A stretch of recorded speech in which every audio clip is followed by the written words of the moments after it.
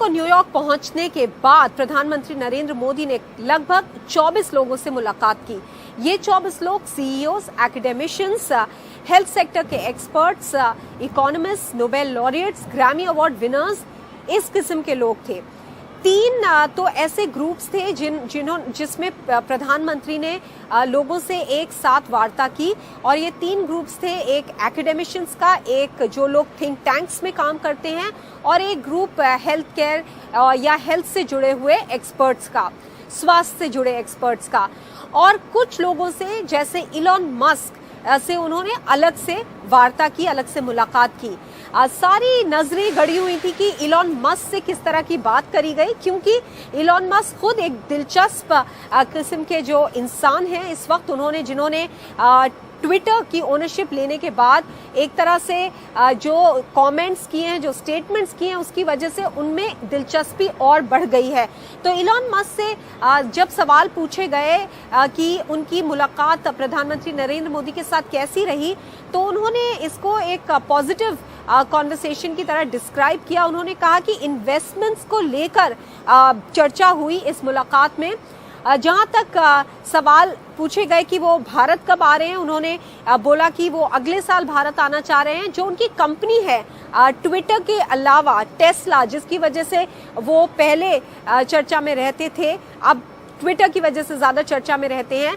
Tesla की अगर बात करी जाए तो उन्होंने बोला कि टेस्ला जब ह्यूमनली पॉसिबल होगा तब भारत आएगा। तो कोई बहुत सटीक क्लियर कट जवाब नहीं दिया उसके बारे में, लेकिन इन्वेस्टमेंट पे जरूर बात हुई, वार्ता हुई, ये उन्होंने रिवील किया अपनी मुलाकात के बाद।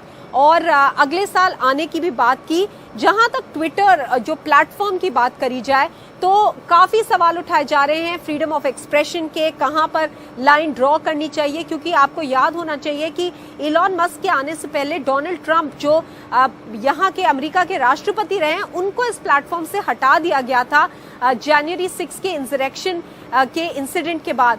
तो फ्रीडम ऑफ एक्सप्रेशन की भी उन्होंने बातचीत करी जब यहाँ पे रिपोर्टर्स ने उनसे कुछ सवाल करे इस पे। इसके अलावा प्रधानमंत्री नरेंद्र मोदी ने कुछ और लोगों से भी 1-on-1 बातचीत की।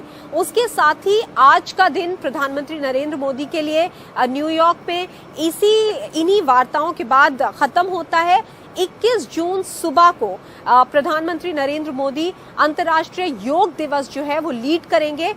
उम्मीद की जा रही है कि लगभग 1000 लोग यूएन यानी कि संयुक्त राष्ट्र के हेडक्वार्टर्स जो न्यूयॉर्क में है वहां आकर भाग लेंगे, जिसमें कुछ सेलिब्रिटीज भी होंगी।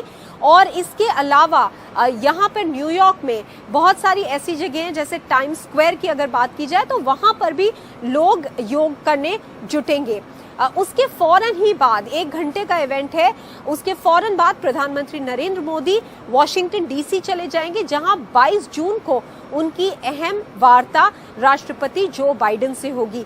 लेकिन 21 जून के दूसरे भाग में प्रधानमंत्री नरेंद्र मोदी न केवल कुछ सीईओ से मिलेंगे, लेकिन शाम को एक intimate family dinner Washington DC में व्हाइट हाउस में दिया जाएगा। और ये स्टेट डिनर से अलग है। स्टेट डिनर 22 जून की शाम को होगा। ये intimate family dinner Joe Biden की फैमिली के साथ प्रधानमंत्री नरेंद्र मोदी का होगा, वो 21 जून की शाम को होगा।